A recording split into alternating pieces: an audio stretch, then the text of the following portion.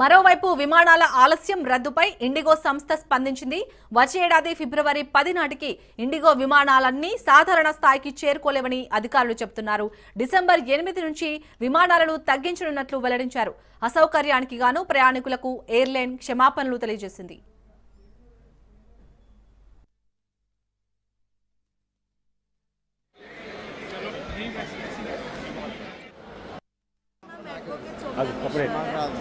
मैं भुवनेश्वर से आई थी 2 दिन पहले। मेरा फ्लाइट था जो कि डिले में मैं पहुंची थी, 2 घंटे डिले था।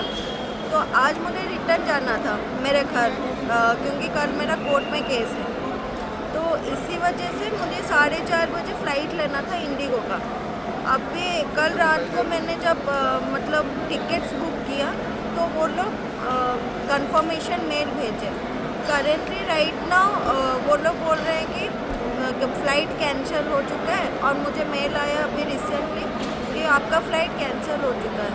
एंड ये जो लाइन आप देख रहे हैं पीछे, ये आगे भी नहीं बढ़ रहा है, ना ही पीछे कोई आ रहा है कुछ बताने के लिए, ना ही कोई कुछ इन्फॉर्मेशन दे रहा है, ना ही फूड्स अवेलेबल है यहाँ पे, ना ही कुछ भी। Only water they are providing us. And बहुत ही फेडअप सिचुएशन है, अभी क्या करना है कुछ भी पता नहीं। मैं राजामुंदरी से आ रहा हूँ, दिल्ली जा रहा हूँ। राजामुंदरी से मेरी डायरेक्ट फ़्लाइट थी, जो कि मेरे को सुबह मैसेज आया कि कैंसिल कर दी गई है। तो मेरे को डाइवर्ट किया गया कि आप हैदराबाद होके जा सकते हैं। मेरी टिकट भी कर दी गई। अब मैं हैदराबाद आया हूँ तो मेरे को पता चला है कि वो फ़्लाइट भी कैंसिल हो गई है।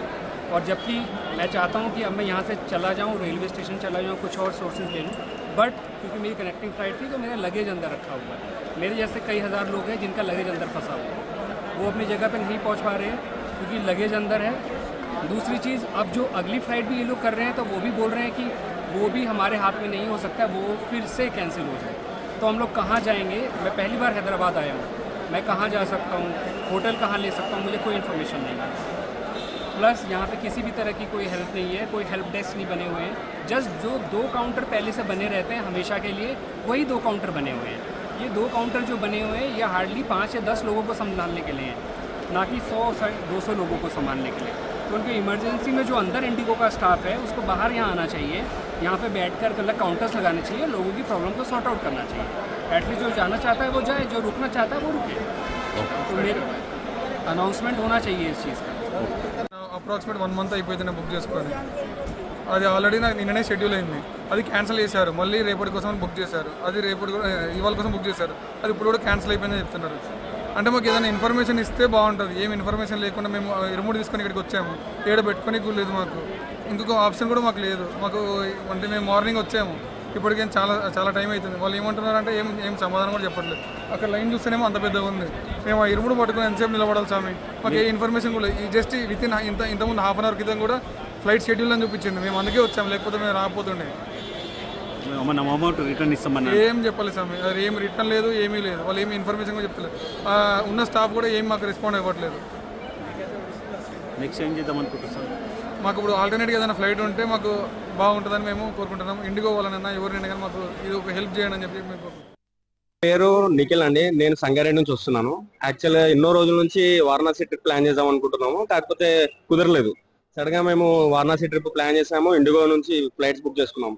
సడన్ గా మేము వస్తున్నప్పుడు దారిలో ఫ్లైట్ క్యాన్సిల్ అని చెప్పి వచ్చేసింది మెసేజ్. ఇప్పుడు ఇక్కడ ఆల్మోస్ట్ వచ్చి 2 అవర్స్ అవుతుంది. 2 అవర్స్ నుంచి ఎవరిని అడిగినా మాకు తెలియదు అని ఇండిగో స్టాఫ్ చెప్తుంది నాకు.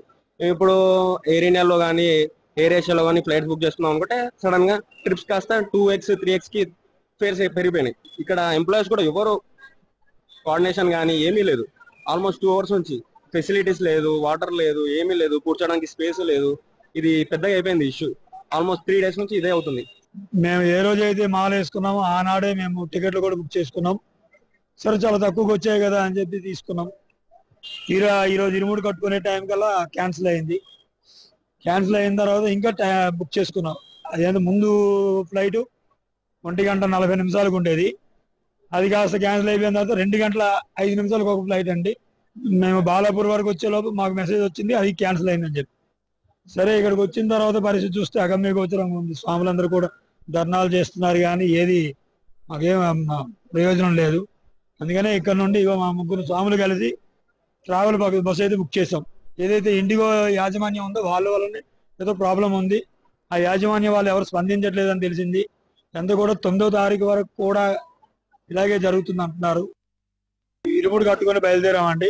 మేము ఏ రోజు అయితే మాల వేసుకున్నామో ఆనాడే మేము టికెట్లు కూడా బుక్ చేసుకున్నాం. సరే చాలా తక్కువకి వచ్చాయి కదా అని చెప్పి తీసుకున్నాం. ఈ రోజు ఇరుముడు కట్టుకునే టైం కల్లా క్యాన్సిల్ అయింది.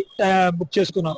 అదేంటి ముందు ఫ్లైట్ 1:40 ఉండేది. అది కాస్త క్యాన్సిల్ అయిపోయిన తర్వాత 2:05 ఒక ఫ్లైట్ అండి 6648 ఏదో ఉంది. మేము బాలాపూర్ వరకు వచ్చే లోపు మాకు మెసేజ్ వచ్చింది అది క్యాన్సిల్ అయిందని చెప్పి. సరే ఇక్కడికి వచ్చిన తర్వాత పరిస్థితి చూస్తే అగమ్య గోచరంగా ఉంది. స్వాములందరూ కూడా ధర్నాలు చేస్తున్నారు కానీ ఏది మాకేం ప్రయోజనం లేదు. అందుకనే ఇక్కడ నుండి మా ముగ్గురు స్వాములు కలిసి ట్రావెల్ బస్ అయితే బుక్ చేసాం. మేము ఉప్పల్ చిలకా నగర్ నుండి వచ్చామండి. ఈ స్వామి వాళ్ళు బిఎన్ రెడ్డి నగర్ వచ్చారు. ఎలాగైనా సరే శబరి వెళ్ళాలి, శబరి ఇరుముడు దర్శనం చేసుకోవాలి, ఇరుముడు సమర్పించుకోవాలి, 18 అమ్మడి ఎక్కాలి అనే కోరిక ఇప్పుడు 15 సంవత్సరాల నుండి చేస్తూనే ఉన్నాం.